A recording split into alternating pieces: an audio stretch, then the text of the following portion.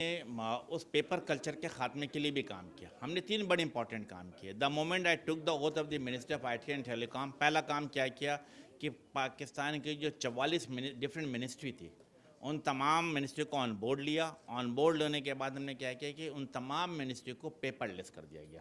اب 44 کی 44 منسٹری میں جو کام ہے وہ کس پہ ہوتا ہے؟ ڈیجیٹل طریقے سے ہوتا ہے، لیپ ٹاپ اور ڈیسک ٹاپ کے ذریعے کیا جاتا ہے. دوسرا کام جو ہم نے کیا ہے کہ پاکستان کی کیبنٹ کو، میں خود کیبنٹ منسٹر رہ چکا ہوں، موٹی موٹی مجھے فائل لے کے جانی پڑتی تھی. اب ہمیں کیبنٹ میٹنگ میں بھی کسی قسم کی کوئی فائل لے کے جانے کی ضرورت نہیں پڑتی، بلکہ ہم کیا کرتے ہیں، ہم صرف اور صرف چھوٹے سا اپنا لیپ ٹاپ لے کے چلے گئے اور اس پہ تمام چیزیں موجود ہوتی تھیں. یس، منسٹری آف آئی ٹی نے کیبنٹ کو بھی پیپر لیس کر دیا. ساتھ ساتھ ہم سندھ گورنمنٹ کے ساتھ بھی جسے کہتے ہیں کوارڈینیشن کر رہے ہیں، اور ہماری خواہش یہ ہے کہ سندھ حکومت کو بھی جو ہمارے اسلام آباد میں اس کو بھی ریپلیکیٹ کریں اور سندھ حکومت کی کیبنٹ کو بھی پیپر لیس کر دیا جائے. اچھا امین بھائی، یہ بتائے گا کہ جیسے ابھی آپ نے کہا کہ پولیٹیکل سینیریو اب چینج ہو رہا ہے، آپ نے بڑی اچھی بات کی کہ پہلے 4 تھی اب دادا کی جو ہے وہ سیٹیں، آپ وفاقی حکومت کا حصہ ہے، آج 20 روپے پیٹرول بڑھ گیا ہے، کیا کہیں گے یہ جاتے جاتے کیا تحفہ دے کے جا رہی ہے وفاقی حکومت؟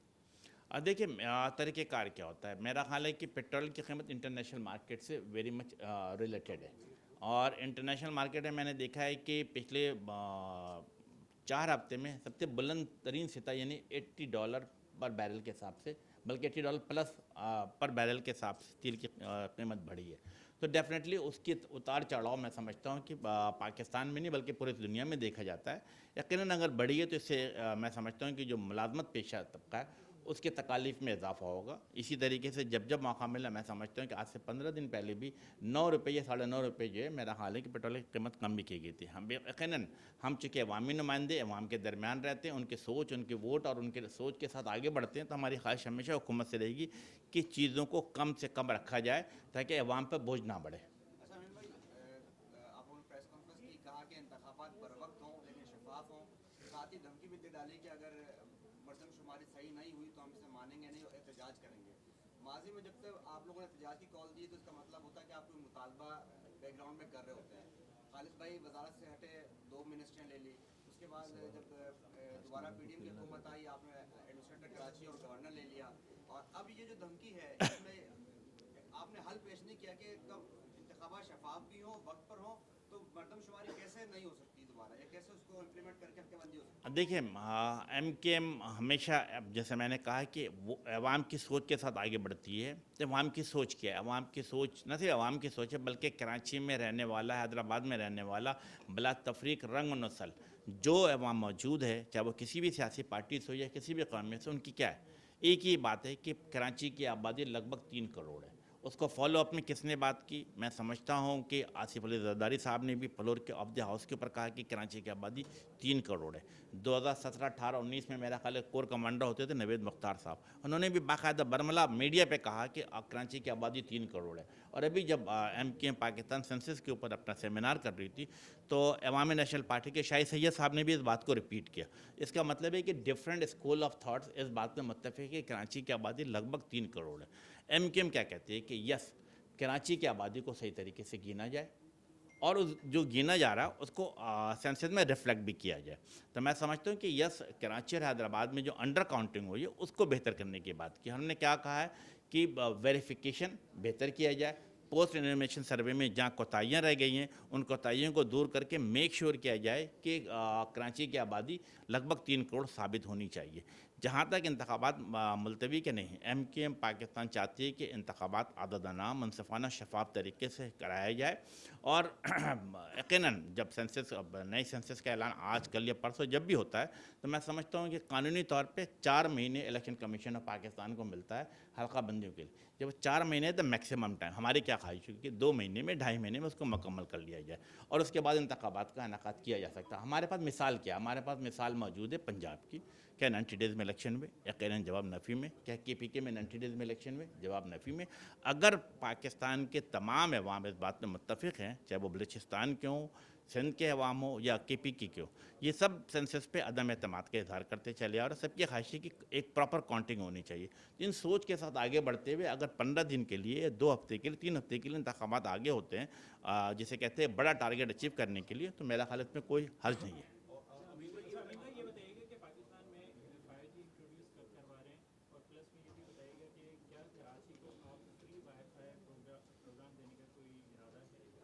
देखो 5G के हवाले से तो मेरी ख्वाहिश थी कि इसी साल जून में 5G को पाकिस्तान में लॉन्च कर दिया जाता, बट अनफॉर्चुनेटली आप सबने देखा कि पिछले साल जो जो LC का प्रॉब्लम आया, जो इकोनॉमिकल क्राइसिस आई है, जिसके बिना पे हमें LC ना खोलने के बिना पे प्रॉपर इक्विपमेंट टेलीकॉम सेक्टर का नहीं आ सका।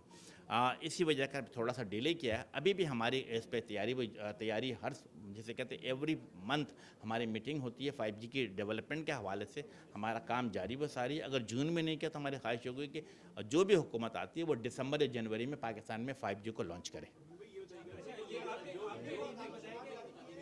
जो निगरान सेटअप है उसमें आप क्या प्रपोज करेंगे कि पीएम के लिए, उसमें आपकी क्या नीड्स होंगे? और दूसरा ये कि क्या समझते हैं कि जो हालात हैं मुल्क के उसमें जिस तरह ये भी नाम था कि नहीं सागदार साहब बनेंगे, तो उस तरह की कोई अगर कंट्रोवर्सी ना हो, क्या है?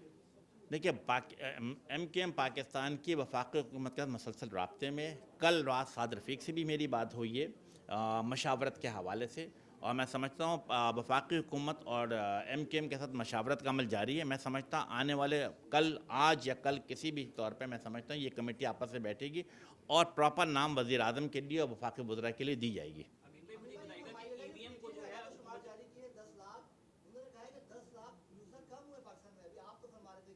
मैं अर्ज़ कर देता हूँ, मैं कर देता हूँ।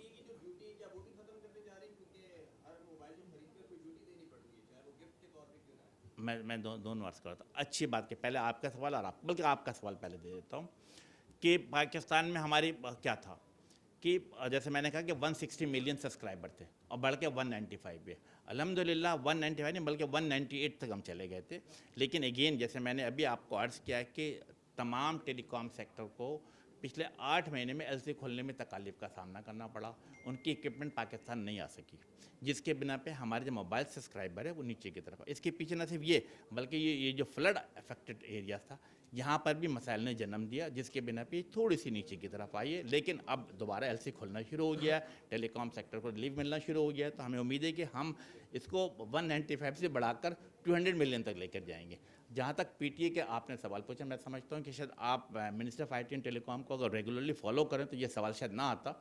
हमने क्या किया, आज से गालिबन 12 या 13 दिन पहले प्राइम मिनिस्टर हाउस में एक सेरेमनी की थी, और उसमें वो ये क्या है कि वो तमाम फ़ोन जो बाहर से आते हैं उनको हमने 120 डेज़ के लिए एग्जाम किया है कि आप मिनिस्टर ऑफ IT बल्कि PTA का वो हमने एक वेबसाइट जारी किया है कि उसके ऊपर आप एनरोल करें और 120 दिन तक आप फ्री ऑफ कॉस्ट आप बगैर ड्यूटी से इस्तेमाल कर सकते हो। ना सिर्फ 120 डेज़ बल्कि हमने कहा है कि दोबारा आप एंट्री करेंगे तो आप 120 डेज़ हम उसको एक्सटेंशन भी देंगे, और फिर अगर वो नेक्स्ट ईयर दोबारा आता है बिजनेसमैन, हम उसे भी सेम फैसिलिटीज़ के साथ रखेंगे। तो यस, हम जिस तरह कहा कि मुस्तकबिल की सोच को लेकर आगे बढ़ रहे हैं, इन चीज़ों पे भी फैसिलिटीज़ दी जा रही है। अच्छा, अभी भाई ये बताइएगा कि इलेक्शन की जो तमाम तरह सिलसिला है उसको पेपरलेस करने के लिए क्या कर रही है, क्योंकि EVM को तो पहले ही रिजेक्ट किया जा चुका है, इसके वाले साइड। देखिए, इलेक्शन कमीशन ऑफ पाकिस्तान एक आज़ाद खुद मुख्तार इदारा है, और अगर इलेक्शन कमीशन ऑफ पाकिस्तान जब और जिस मौके पे ministry of IT and telecom से रब्ता करेगा कि डिजिटलाइज करने के हवाले से, मिनिस्ट्री ऑफ IT के पास ये कैपेसिटी मौजूद है।